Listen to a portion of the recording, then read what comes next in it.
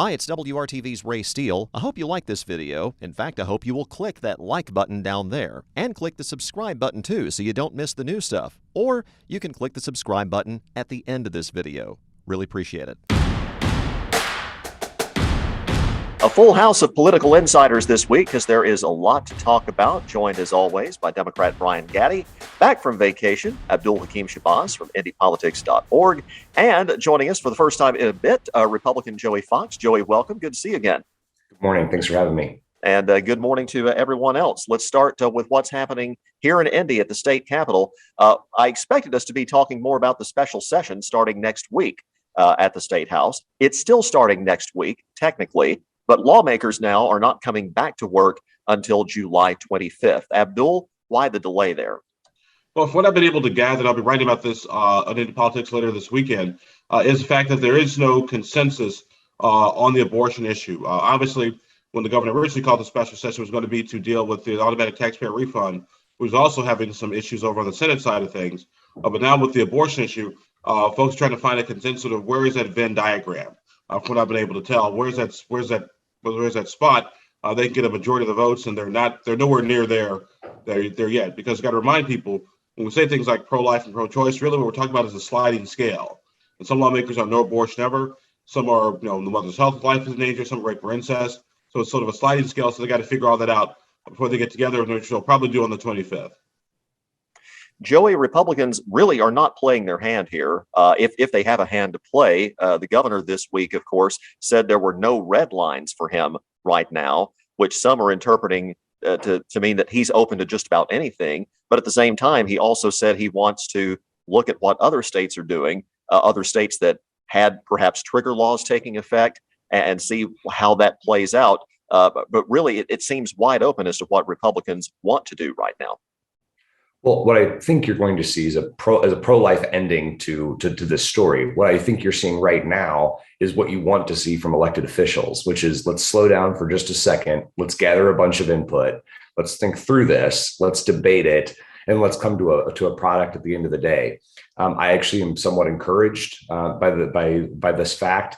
And by the fact that the leadership in the House and Senate are taking a minute here, allowing the members of their caucus to talk to their constituents, and this is happening, of course, on the same, I'm sure, Brian, on the Democratic side, as all this input's going to be collated and put together into a piece of legislation here later in July or in August.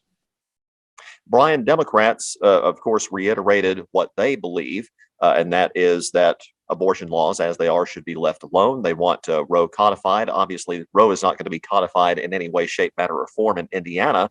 But what are Democrats thinking right now? Now that you've got a few weeks to wait and see what exactly the proposal is going to be once lawmakers come back. Well, right now, what we Hoosier Democrats are going to do is we're going to get the state of Indiana and the citizens of our great state to understand and know that women's rights are under attack, and that Hoosiers do not want this state to be a 100% anti-abortion state. Now, when you have Republican politicians calling for no abortion rights for women under all circumstances, and that includes incest, rape, and even the life of the mother, that is a draconian and extreme position that is out of the mainstream of not just Hoosier politics, but American politics. And I would say to my friends on the other side, think very carefully before you pursue something that very extreme and that draconian, because Republican suburban women are watching. And when they get in that voting booth, they don't have to necessarily vote the same way their husbands vote. And a lot of them could very well vote Democrat based on this issue. In fact, my good friend Abdul has talked about the fact this could be the one issue that makes Indiana start to become more of a purpley state. So I would say to my Republican friends, think very carefully before you do something that could potentially make Indiana go from being a red state to potentially a purple or maybe even a blue state at some point. Well, and as Joey, you were going to say, I imagine, we don't know what that proposal is going to be yet. Well, we don't, but I would also just say this: in none of the laws that are now currently in effect across the country is the life of the mother not included. These are in states that could be considered far more conservative than Indiana. I don't know of any serious person that would be leading that is advocating for a position that does not. That's not true. There are some Republicans that are calling for that. There are some Republicans calling for that. Brian, if we want to play the some Republicans game and we want to play extremes, it's your party that refuses to say whether they're okay with abortion up to the moment before birth. I don't think that's necessarily a fair depiction of every member of the Democratic Party, so I won't go there here. I'm simply saying that the life of the mother has not been something that has ever been under question in any of the states where this is currently taking place, and I'm very hopeful and confident that it won't be here. But even rape and incest is extreme, Joey. I think you would know that. All right. Abdul, again, there's a lot to debate here, obviously, as to how far Indiana goes.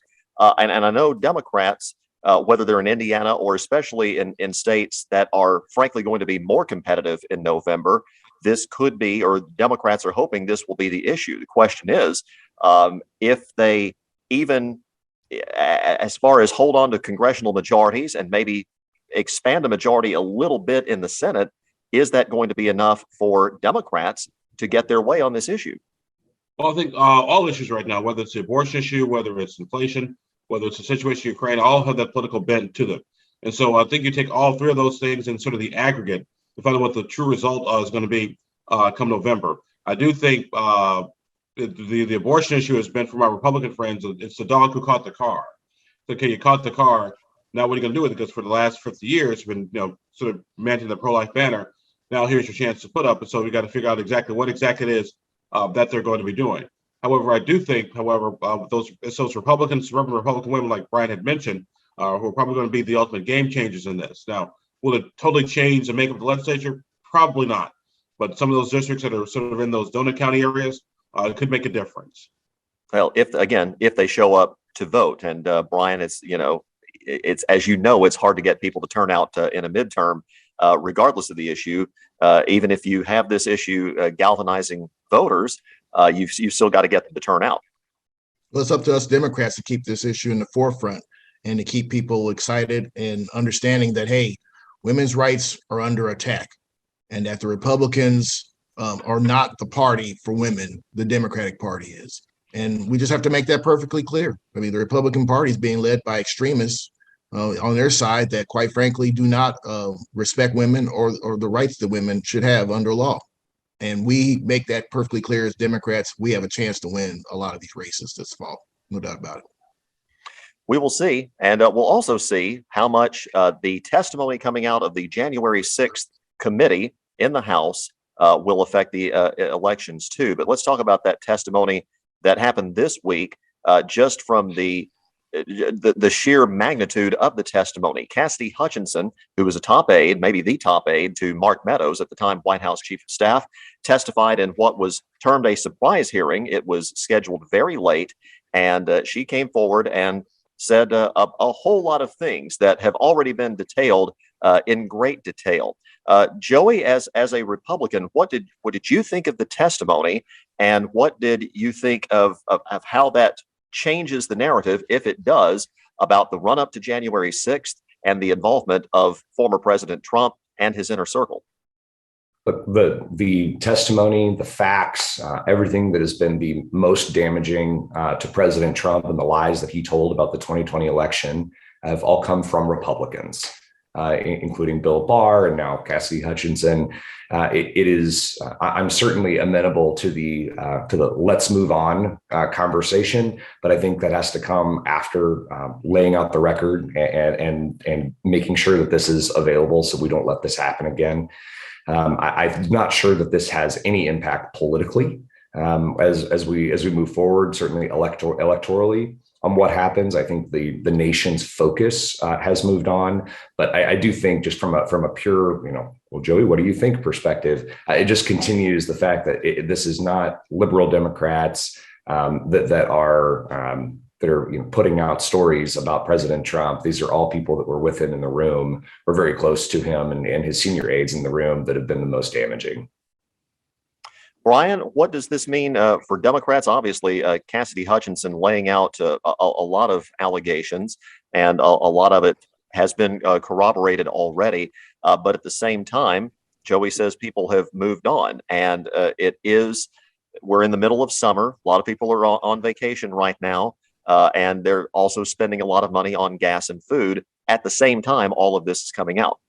I'm glad to see that Joey understands that Donald Trump he's not like the early Elvis, in the 60s. He's more like the Elvis at the very end. He's a political has-been. And it's about time you Republicans stop following that has-been. There's no doubt about it that Cassidy Hutchinson really, and first of all, everything she said was under oath. These Secret Service agents are saying, "Oh no, what she said is not true." Well, why don't you say it under oath if you got the guts? Here you got a 25-year-old woman, very courageous, spelling out how our former president, twice impeached, can never forget to tell the Hoosiers and Americans that, twice impeached, and he lost the popular vote twice as well. He'll lose it a third time if he runs again, by the way. So I guess it'll be a hat trick. But the point is that she said this under oath. This is a man that behaved in a deplorable manner. He behaved like a petulant child, according to what was said in the Beast. He even tried to grab the steering wheel. He tried to choke one of his Secret Service agents.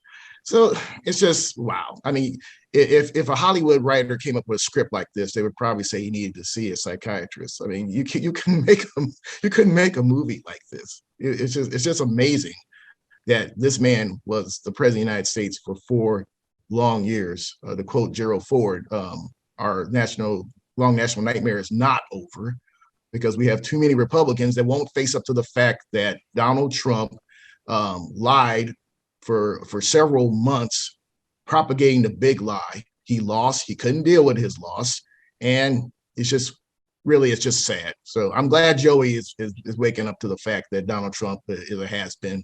Now you need to convince the rest of your fellow Republicans that, Joey. So start to work on that, my friend.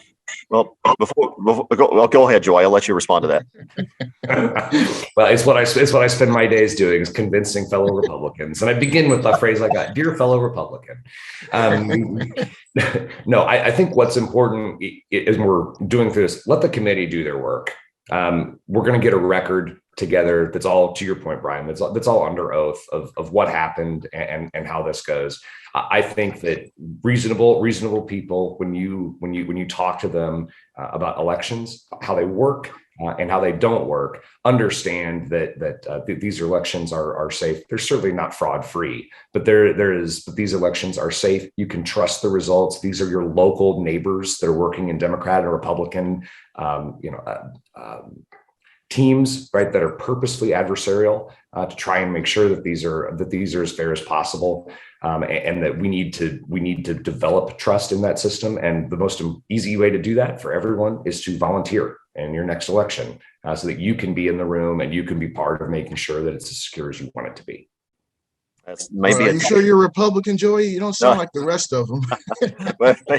that may be a tough road to hoe, given that a lot of election workers faced threats, as we also know from January 6th testimony and testimony beyond that committee.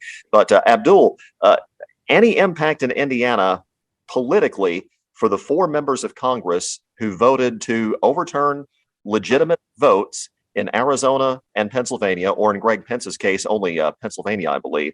But Jim Banks, Jim Baird, Jackie Walorski, knowing that this was a lie and they still voted the way they did, any impact on them at all based on everything else that's come out in this committee, or are their districts drawn in such a way that it's ultimately not going to matter?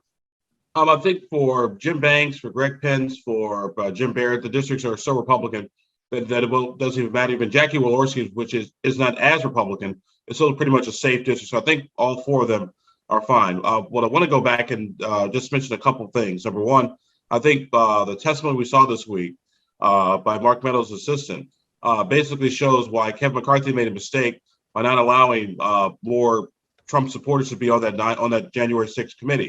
At the very least, somebody who can offer, sort of a cross-examination, maybe sort of, offer up some different sort of testimony. Like, okay, well, Ms. So-and-so, you said blah, blah, what about XYZ? How done this? Is this hearsay? Blah, blah, blah. Not necessarily say it would change the outcome of the hearings, but at the very least, you don't have sort of the peanut gallery, yelling, screaming, and criticizing when you would actually have had congressmen in the room. And by the way, Brian, your Elvis reference and Donald Trump just made me think of American Trilogy. I have to get that song out of my head now. Thank you very much. Before we move on, I want to come back to the impact of this testimony, perhaps, on the Secretary of State's race here in Indiana. Abdul, Diego Morales, we've talked about his beliefs before, his history, but he was quoted a while back by the AP as calling the 2020 election a scam. He has since tried to walk that back, even though he continues to say, falsely, that there were irregularities in some states. Does this coming out hurt Diego at all, or are there going to be enough eyeballs on that race to really make a difference? Because Democrats think they have a chance. Again, they still have to overcome a libertarian candidate in that race too. That Secretary of State's race is going to be interesting because, like I said, the January 6th committee testimony, I don't think it necessarily helps or hurts Diego per se, but definitely doesn't help. Diego's got some more pressing issues he has to deal with right now.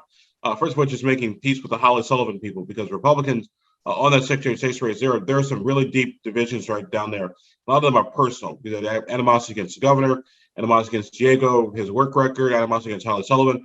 So they got a lot of issues they're going to have to work out. And the January 6th committee is, I would say, right now, the least of their problems. How about those issues, Joey, on the Republican side? Jim Merritt last week said that he was solidly behind Diego Morales. And yet there seems to be that there's going to be some sort of division, one would think, there between the Morales side of the party, perhaps the Eric Holcomb wing of the party. And of course, Diego does have history with the Attorney General, his former boss in the Secretary of State's office, Todd Rokita. So, I mean, these intra-party fights, right? These happen for all of us. When you go through these things, conventions are passionate places, and the goal coming out of them, and this is up to Diego, right, for him to lead now as the winner of the nomination, to try and bring folks together. The questions right now are political, and whether there are going to be individuals that show up to the ballot box that are voting for the majority of one political party and then are there saying, what I'm really here to vote for, though, is the Secretary of State's office.